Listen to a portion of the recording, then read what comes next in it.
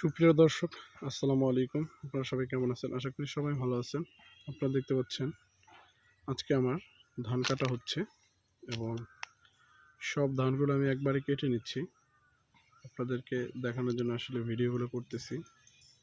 এই যে দেখতে পাচ্ছেন ধানগুলো কাটতেছে।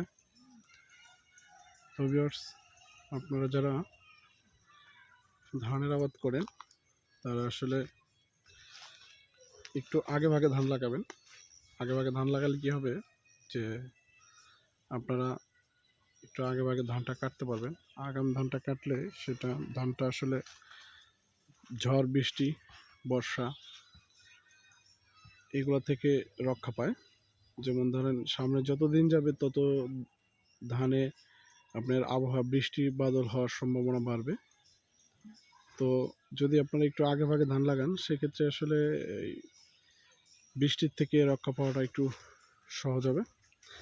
এগুলো আসলে আমাদের দেশের মানুষ বোঝে না। আমাদের দেশের মানুষ মনে করে যে আমি একদম শেষের দিকে ধান লাগাবো, পানি কম দেওয়া লাগবে, অল্প দিনে চলে আসবে। আসলে বিষয়টা এরকম না। আপনি যদি একটা ফসলকে তার প্রপার টাইম না দেন সেক্ষেত্রে কিন্তু আসলে আপনি যে প্রপার যে ফলন সেটা কিন্তু পাবেন না। সে কারণে আসলে আপনাকে অবশ্যই সময় মতো চারা রোপণ করতে হবে। সেটা সবচেয়ে ভালো হয় পৌষের মাঝামাঝি। তাহলে আপনি এই যে আমার মতো এই টাইমে পেয়ে যাবেন। এখনও বৃষ্টিপাত সেভাবে শুরু হয় নাই।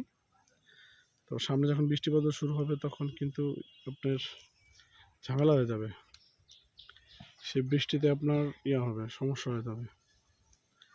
বৃষ্টিতে ধানগুলো কাটতে উঠাইতে নষ্ট হয়ে যাবে, ধান ভিজে যাবে, খড়গুলো ঠিকমতো শুকাতে পারবে না। যে কারণে আসলে আমাদের উচিত হচ্ছে ধান আগে লাগানো। তো ভিউয়ার্স, আপনারা যারা ধান চাষ করেন তারা অবশ্যই আগে ধান লাগানোর চেষ্টা করবেন।